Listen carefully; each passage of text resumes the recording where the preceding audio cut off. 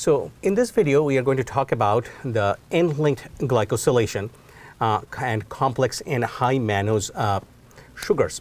So basically what happens that we already talked about that how the dolichol phosphate actually brings in all the different carbohydrate moiety into the ER lumen. So if we just draw the ER membrane all the way down here, and let's start with the dolichol phosphate. So right here, this is your dolichol phosphate, which is attached with two phosphates.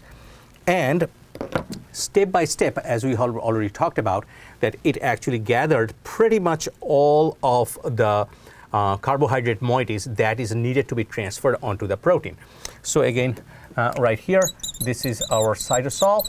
This is your ER lumen. And now in the dolichol phosphate, let's take a look at that. What are the two things attached to it? So you have one GLCN, N-acetylglucosamine, another GLCN, then acetylglucosamine. Then you have the mannose. So you have these mannoses right here, 1, 2, 3. Then you have 4, 5, 6, and then 7, 8, 9. I mean, like this is, I'm just drawing it in a very schematic way. It could be different arrangement as well. So 1, 2, 3, 4, 5, 1, 2, 3, 4, 5, 6, 7, 8, 9. So we have 9 mannose right here. Mannose right here. So after that, what you have also along with that, you have 3 terminal glucose. You have 3 into glucose. This is the entire moiety that the dolichol phosphate right here, DP, dolichol phosphate actually gathered by flipping and bringing all these different carbohydrates. Now let's take a look at that what else is happening on the membrane. So right here you have the translocon, and on top of that the ribosome is sitting on top of that and translating a protein which is basically a soluble protein, does have a signal peptide, and the signal peptide is associated with the translocon. This is the signal peptide that is recognized, and then you have the protein is being synthesized, and the protein is like this. So as the protein is being translated and translocated, so this is co-translational translocation, as it is being done, there will be a region where you have the glycosylation site. So gradually this will appear at one point of time into the cytosol, and the enzymes will recognize it that where it is. So now it is a little bit more because it's pushed back a little bit. And now you have a site right here which is the glycosylation site. And this glycosylation site is basically what you have is basically the N, and N stand for the asparagine, basically, asparagine, and this is the amino acid. And how this basically looks like, the site, there is a specific way that some of the amino acids can be organized. So you have basically asparagine or ASN, then you have X, any protein, and followed by a serine or a threonine.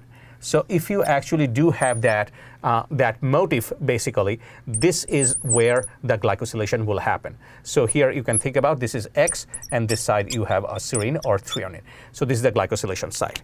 So what's going to happen is that there are different type of transferases, and these transferases are going to cut this moiety right here and going to transfer this entire moiety onto this.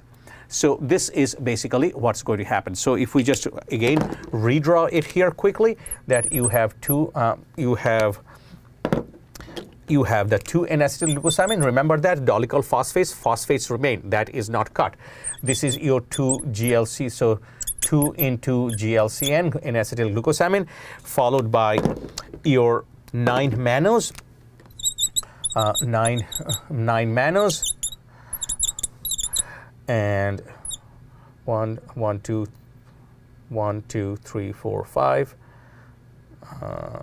1, 2, 3, 4, 5, 6, 7, 8, and 9. And then you have the 3-glucose right here. This is just completely schematic. So 3 into glucose, and you have 9 mannose. 9 into mannose. So that entire moiety, that what you have right here, this is being transferred by the transferases onto the protein. And this protein basically will now fall into the ER. It will be refolded.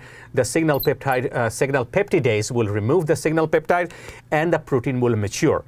As the protein is going to mature, what's going to happen that these 3-glucose is going to be removed, and also 1 mannose is going to get removed. And this is known as ER trimming. Trimming, of course, of glycosylated proteins. Glycosylated proteins. So why we are putting up so many different carbohydrates or the sugars and then removing? So this has to do with basically the unfolding protein response. So if the protein is properly folded, these mannose as well as this 1 mannose and the 3-glucose, they will be in such an orientation, and this is basically fixed for all the glycosylated proteins, so that the removal enzymes can work on them and remove those. If the protein is misfolded, the enzymes to remove these cannot access these carbohydrates or the sugars, and they cannot be removed. So so unfolded protein will have the glycosylation in them. And in them, at that time, this is a quality control. There are proteins like calnexin, calnurin. They can actually recognize if the protein has been trimmed or not. If the protein has not been trimmed, it will be tried to be refolded again in a proper shape. And then it will be tried again to remove those sugars. If it fails after a couple of times, that means that protein does have an intrinsic problem that cannot be refolded. Then at that time, that protein will bind to the BIP, if you remember that, which is the binding protein. That will basically activate the IRE1, which will dimerize, and that will follow the unfolded protein response. But if this ER trimming properly follows and ER trimming is done, then it is a quality control check that the protein has properly been folded, and now it can move to the Golgi for further modification. So now one of the important thing is that after this modification, there are 2 different ways that the proteins can be processed in the Golgi in the next part. So what's going to happen that after this modification, there are several different types of modification. But interestingly, what happens that what we are going to see that in some modification, there will be these 3 mannose right here that will be added with N-acetyl glucosamine, and this is GLCN in step-by-step in Golgi. After that, on top of that, you will have each one of them with a galactose. You will have a galactose. And on top of them, again, it's never ending, and it will have an sialic acid. So if you have a configuration, and of course, this is the rest of the protein, of course. This is the rest of the protein. So if you have these mannose followed by these N-acetylglucosamine, galactose, and sialic acid, we call these proteins as complex glycosylated protein. We are complex proteins right here. So this is the one that we are going to mainly study. But there could be another type where you have the protein associated right here. Suppose this is the protein, and in this one you just have very high amount of mannose in many different configuration that you can have. So if you have these only mannose and no N-acetylglucosamine, no galactose and sialic acid, only mannose, we usually call these, or usually means always call this, as a high mannose sugar. So that's your two. One is your complex glycosylation, another is an high mannose glycosylation. And these are the two glycosylation.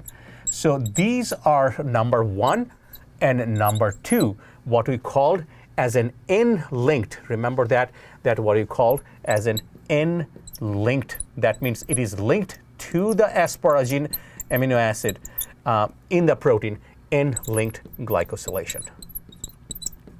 So this is basically the two types. And we are going to see in the next video that how we can distinguish in between the complex and the high mannose modifications as these proteins are traveling through the Golgi and being processed.